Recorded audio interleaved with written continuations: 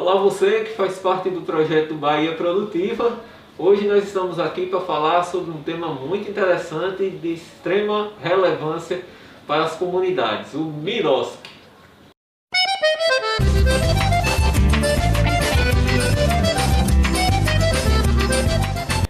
E para nos ajudar hoje com essa temática, quem está aqui é o nosso companheiro Judenilton Oliveira, ele que também faz parte da equipe do IFPA e que tem muito conhecimento sobre esse debate aí junto com as comunidades. Nilton, bem-vindo. Obrigado, Álvaro. A gente que agradece por ter a oportunidade de levar esse tema para as comunidades e esperamos que a gente consiga provocar algumas questões que são importantes nas associações. Nilton, o Mirosk é uma sigla diferente e que às vezes soa estranho, né, nas comunidades, mas que tem uma importância muito grande. Então diz aí para os agricultores e agricultoras o que danado é isso, o Mirosk. Bem, quem não ouviu falar do Mirosk talvez já ouviu falar da atualização do Estatuto, né? E aí fez talvez essa atualização, mas de repente não compreendeu bem por que estava atualizando. E aí o que é que o Mirosk ele traz, né, de informação nova, o que é que ele é de fato? Ele é uma lei que foi criada em 2014, que chama o Marco Regulatório das Organizações da Sociedade Civil. Por que ela só veio ser trazida esse debate agora, depois de algum tempo? Porque só em 2017 foi que de fato essa lei foi implementada. Então foi quando se tornou obrigatório que as associações, assim como todas as organizações da sociedade civil, fizessem essa mudança no Estatuto. Por quê? Essa lei ela trata de questões que diz respeito principalmente à segurança jurídica das associações, das organizações. Antes, as associações elas não tinham muito respaldo para fazer algumas execuções de projeto. Por exemplo, na hora de contratar alguém pela associação, era sempre uma dificuldade, se pode, se não pode, a associação pode pagar. Então existia uma insegurança. O Mirosk ele traz uma inovação. Por quê? Porque ele dá uma segurança para as associações poderem trabalhar na execução dos projetos, contratando, por exemplo, alguém da comunidade ou o próprio membro da diretoria para ser executor de alguma tarefa, desde que ele esteja recebendo pelaquela ação que ele está fazendo dentro do projeto, e não pela gestão que ele faz pela diretoria. São coisas diferentes. Então, hoje a associação ela tem o direito, na hora que ele está executando o projeto, de contratar, por exemplo, alguém da contabilidade para fazer uma assessoria, né? Antes, o Estado ele tinha muito mais um caráter de fiscalizador, de punidor. Então, com a lei do Mirosk, qual é o ganho que as comunidades têm? As comunidades elas passam a ter uma relação mais próxima com o Estado, porque o foco da lei é nos resultados dos projetos. Então, como vocês hoje estão executando esses projetos, a gente, pela lei, o que é que ela quer de fato que ocorra? Ela quer que aquele projeto ele tenha um ganho para aquela comunidade, porque é um serviço público. Então, muito mais do que fiscalizar, do que punir se teve alguma irregularidade, é esperar que tenha de fato resultados que sejam positivos para toda a sociedade. Então, essa lei ela traz um amplo, né, debate, né, para que a sociedade ela se sinta mais próxima dessas execuções, né, e não fique naquela defensiva, né, dizer, eu não vou pegar esse projeto porque eu não sei como executar. A própria lei ela coloca que o Estado é obrigado a fazer formação para que as comunidades ela possam saber como que é a execução do projeto. A comunidade não pode receber um projeto e dizer por onde é que a gente vai agora. Ela tem por direito que cobrar do Estado um próprio monitoramento que acompanhe a execução, para se tiver algum erro, alguma irregularidade, ela já seja orientada e não espere finalizar para depois punir, que era o que ocorria antes. Antes tinha muito aquela coisa das associações, das cooperativas, de ficar, como você disse, freado, né? de conquistar os projetos que melhorariam a vida das comunidades. E algumas associações que a gente vê por aí, por dificuldades que tiveram na execução, que estavam às vezes muito por não cumprir essas coisas que você fala, hoje não querem mais nem saber de projetos, né? Então agora com o Miroski, isso facilita, dá um alívio para as associações. Não é que não vai cumprir a lei, né? Vai continuar cumprindo a lei, é preciso cumprir a lei. Mas de algum modo facilita a vida das associações, é isso? Justamente, Álvaro, o Miroski, ele não deixa de ser menos rigoroso, porém, esse rigor, ele foca em outros objetivos. Não é aquele rigor da fiscalização para que a comunidade ou a associação ela esteja acuada, mas é um rigor que faz com que a comunidade, de fato, ela se torne aprendiz da execução do projeto. É tanto que o próprio Miroski, hoje, ele traz algumas questões. Por exemplo, a associação para concorrer a um projeto, se for nível municipal, ela precisa ter no mínimo 1 ano. Se for um projeto de nível estadual, precisa ter 2 anos. E federal já precisa ter 3 anos de constituição, para que ela possa ter uma certa habilidade, já alguma experiência na hora de concorrer a um projeto. Outra questão importante que o Miroski traz é, por exemplo, você está numa associação que ela não tem pouco tempo, ela não tem muita experiência, então na hora dela concorrer ao projeto, talvez ela não consiga estar com todas as informações que aquele edital orienta. O Miroski, ele orienta que essa associação ela pode fazer uma parceria com outras associações. Ou seja, o Miroski traz a ideia de fazer projeto em rede. Uma associação pode juntar com outra que tem mais expertise, né, que já está há mais tempo. A associação ela convênia, faz o projeto, né, junto ao Estado, a parceria, e a comunidade onde está a associação é quem vai receber a execução do projeto. Então o Miroski ele amplia as oportunidades do ponto de vista de acesso às políticas públicas. O Miroski ele agora obriga que todo projeto que o Estado for fazer, ele lance um edital e que esse edital seja publicizado por um tempo determinado para que o máximo de organizações tenham acesso àquela informação e queiram concorrer se caso sentir que aquele projeto diz respeito à realidade deles. Então, com o edital, há uma democratização, né, para que as comunidades com as suas associações acessem as políticas públicas. E isso acaba com essa questão dessa política, né, que é muito usada para beneficiar um ou dois e deixar uma maioria, né, sem acesso aos recursos públicos. Deixava de ser um curral eleitoral, né? Justamente, usava o projeto do Estado, que é um direito das comunidades, para beneficiar um ou outro político que às vezes aparecia como o benfeitor, né, aquele que estava dando aquele recurso para as comunidades. Hoje isso já não é mais possível, pela lei do Miroski. Tá aí para o público que está assistindo a nossa videoaula, que faz parte da associação e quer agora dar uma arrumada no estatuto, adequar ao Miroski, né? Então, o que é preciso fazer? Então, algumas comunidades, principalmente essas que estão acessando projetos, provavelmente já fez atualizações, né? Que foi incluir o que está lá na lei do Miroski.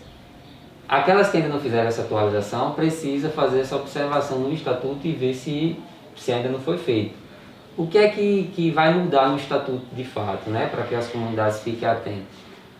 No início do estatuto vai aparecer que a associação ela tem um fim não lucrativo, né? Ela não pode ter nenhuma intenção de ganhos lucrativos, ela tem que aparecer lá claramente que aquela instituição não tem fins lucrativos.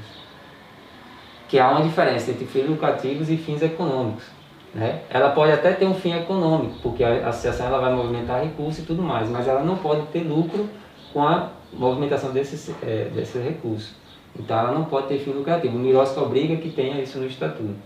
Então, Nilton, é uma pergunta primeira que surge, né, que pode surgir assim: a cooperativa então já não se encaixaria, é isso? Para a cooperativa já tem um regimento diferente, né?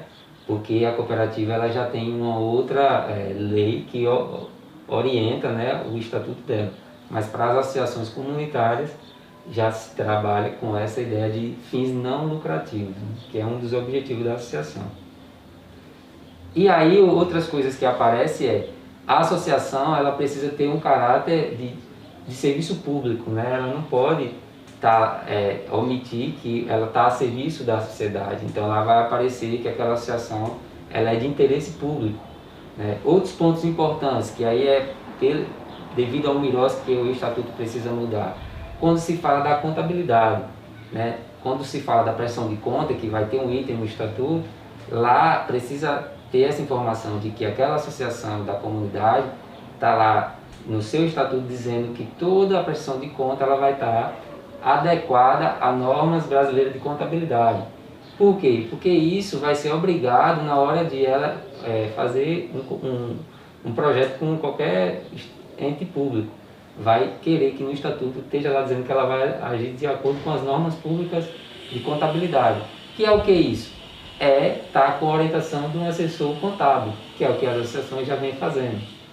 Hilton, uma coisa que certamente o povo das comunidades antigamente via muito era aquelas coisas de um presidente de associação que tinha um padrinho político muito forte na região e que ia a Salvador, que ia a Brasília e que levava aquela associação que às vezes foi criada só para a finalidade de executar um projeto e ia lá e conquistava esse bendito projeto e levava para a comunidade. No final as coisas não saíam bem, o resultado não era bom, às vezes a associação fica endividada e o trabalho não é feito. Então o MIROS também, de certa maneira, contribui para enfraquecer essa relação ruim que se tinha, né? Justamente, Álvaro, um dos ganhos também que o MIROS traz é essa ideia do edital, né? Porque aí o que é que o edital traz de inovação? Ele democratiza o acesso às políticas públicas, porque outro item que é importante observar no Estatuto é quando fala sobre a extensão da associação, que pelo MIROS, que o Estatuto ele precisa ter lá essa informação que, se caso a associação ela for extinta, ela não pode dividir o recurso que tem na associação entre os sócios. Ela precisa ter essa informação de que, em caso de extinção da associação, todos os recursos, todos os bens que tiver na associação, ela vai ser destinada a outra organização que tenha um fim parecido, né, com a atual, né, com a que está sendo extinta. Então, isso é uma obrigação também.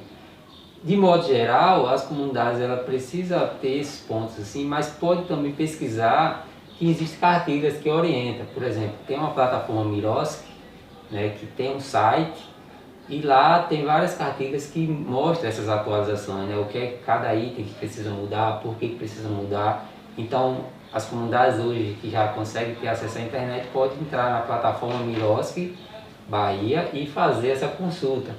Essa plataforma ela é importante porque ela faz esse debate junto ao Estado, né? São várias organizações da sociedade civil, inclusive o IPA faz parte, e a gente debate junto ao Estado para que faça com que a lei do MIROS que ela seja de fato implementada e que as associações, as comunidades, elas consigam de fato ter os benefícios que a lei, né, se propõe a trazer, né?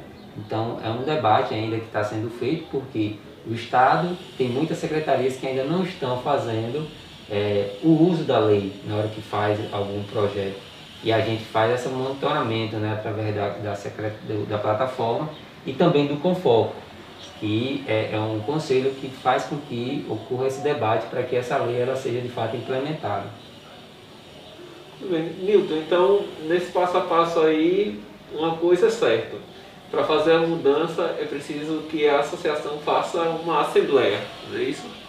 Então, justamente, qualquer mudança no estatuto não pode chegar ao presidente, o tesoureiro, um ou dois sócios fazer essas alterações. O próprio estatuto ele vai ter lá a orientação de como é que é preciso, do que é preciso fazer para fazer a alteração do estatuto. E uma das informações que tem é que é preciso ter uma assembleia geral que seja convocada para esse fim, né, para a atualização do estatuto, e precisa ter um quórum, que é o quê? É um público mínimo, né, definido de sócio, que dá a condição de mudar qualquer coisa no estatuto. Então é obrigado a observar também qual é a orientação que o estatuto faz para que ocorra essa assembleia. E as comunidades precisam fazer uma ata, e esse estatuto ele tem que ser registrado novamente no cartório para poder ele ter a validade jurídica e poder ser usado na hora que for concorrer a algum edital. No tocante a prazos, existe um prazo definido? Até quando seria ou não existe prazo? Bem, Pelo prazo, o que é que está colocado hoje? A lei ela já está sendo implementada, ou seja, a comunidade que ainda não fez essa atualização do estatuto, qual é a penalização que ela sofre? É na hora de concorrer ao edital, porque os editais vai pedir o estatuto, a ata de fundação, a ata da última eleição, e na hora que esse estatuto for encaminhado, eles vão observar se esse estatuto ele está de acordo com a lei do Miroski, e se não tiver, esse estatuto ele vai ser desaprovado naquele edital. Então, uma das questões é essa. Se não for feita essa atualização, a associação ela não quer dizer que está irregular, mas ela vai ter essa dificuldade na hora de concorrer a algum edital. Então seria muito para a relação com os entes públicos mesmo, essa mudança, né? Justamente. Tem alguns custos que são por conta dos registros, mas que são importantes para garantir que a associação esteja em dias. Porque o que a gente sempre fala, não adianta a gente ter uma associação organizada, se reunindo, fazendo tudo que é preciso, mas não ter o documento em dias. Assim como também não adianta ter os documentos em dias se o povo também não está conhecendo o que é que está sendo debatido, o que é que está presente naquele documento. É preciso que exista um equilíbrio, né, entre a parte de documentação, entre a parte da mobilização, da organização daquela comunidade junto à associação. E além disso, se tiver dificuldade financeira, a associação pode fazer uma atividade para arrecadar um recurso, né, e custear isso daí, que eu acredito que o resultado é bem positivo, né? Justamente, eu acho que isso aí é ter o conhecimento, né, da importância, e na hora de fazer, o povo se junta e consegue, né, fazer isso sem muitas dificuldades.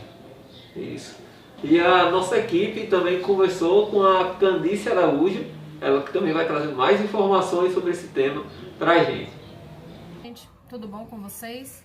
Trazer aqui alguns elementos sobre o marco regulatório das organizações da sociedade civil, em especial a Lei 13.019, publicada em 2014 e mais conhecida como Miroski. Então, a principal finalidade desse processo é aperfeiçoar o ambiente jurídico e institucional das organizações da sociedade civil e da sua relação com o Estado. É uma lei de abrangência nacional que cria novos instrumentos de parcerias, o termo de fomento, o termo de colaboração e o acordo de cooperação. Este último é utilizado quando não há um repasse de recursos financeiros, né? Essa lei também não exige mais nenhuma certificação das organizações para que ela possa celebrar a parceria com o poder público. Também permite a remuneração da equipe da organização, inclusive do próprio dirigente, né, desde que ele execute alguma atividade profissional na parceria. Permite também o pagamento de diárias, dos custos indiretos, seja ele de consumo, de gestão, de estrutura, né? Aluguel, telefone, água, luz, internet. Permite também o pagamento de assessoria jurídica e assessoria contábil. Permite aí o pagamento de serviços voluntários, das verbas rescisórias. Então traz vários elementos que antes dessa lei a gente não tinha tanta segurança jurídica, ficávamos a cargo dos agentes de cada secretaria em aceitar ou não aceitar e muitas vezes até solicitar a devolução do recurso depois da prestação de contas ser aprovada, né? Também não é mais exigido a contrapartida financeira, é facultada a contrapartida de bens e serviços. O caráter fiscalizador também deixa de existir e há uma valorização muito grande nos resultados da parceria, né? Surge aí o monitoramento das parcerias como algo importantíssimo a ser assumido pela administração pública. A Comissão de Monitoramento e Avaliação precisa assumir ações de caráter preventiva e saneadora, né, visto que agora nós somos parceiros de um bem comum. A lei também obriga que a administração pública realize capacitações conjuntas, né, para o aperfeiçoamento e a implementação da própria lei, e exige também um tempo de existência das organizações, né, 3 anos para celebrar com a União, 2 anos com o Estado e 1 ano com o município. É importante perceber também que as organizações precisam demonstrar experiência no objeto a ser contratualizado. Então é importante a gente perceber a necessidade de cada vez mais estar sistematizando as nossas ações, né, as nossas experiências, sejam através de cartilhas, relatórios, enfim, tudo que possa ser demonstrado enquanto experiência de atuação. E outro elemento muito importante é que a lei, ela cria o CONFOCO, né, o Conselho de Fomento e Colaboração. E poucos entes públicos já constituíram esse conselho. A gente atualmente só tem o CONFOCO na Bahia, né, no estado, e também o CONFOCO no município de Belo Horizonte. O CONFOCO é uma instância importantíssima para garantir a implementação da lei, mas é preciso que as nossas organizações se apropriem das novas regras e que possam cobrar da administração pública a mudança de cultura. Acho que esse é o grande diferencial do Miroski, né? Muitos decretos foram regulamentados em seus municípios e seus estados e trazem pontos contraditórios à própria lei. Então, a gente precisa monitorar esse processo, de fato, para garantir que as políticas públicas continuem sendo executadas pela sociedade civil, para a sociedade civil. E a gente agradece aí a Candice pela colaboração dela. Agradecemos também ao Nilton pela colaboração aqui na nossa videoaula, enriquecendo mais uma vez aqui o conteúdo que a gente traz para os agricultores e agricultoras. Obrigado, Nilton. Eu que agradeço e espero ter contribuído e ter levado alguma informação nova, né, para as comunidades, e que vocês continuem aí nas comunidades sempre atentos e envolvidos aí na associação para que tenham muito sucesso. Então é isso, gente. A nossa videoaula de hoje acaba por aqui, mas você pode acompanhar mais no nosso canal no YouTube, o canal do IFA no YouTube. Até a Distância é uma adaptação das atividades de assistência técnica e extensão rural do Bahia Produtiva. Projeto do Governo do Estado da Bahia por meio da Secretaria de Desenvolvimento Rural do Estado da Bahia. Executado pela CAR, Companhia de Desenvolvimento e Ação Regional, com recursos provenientes de acordo de empréstimo com o Banco Mundial.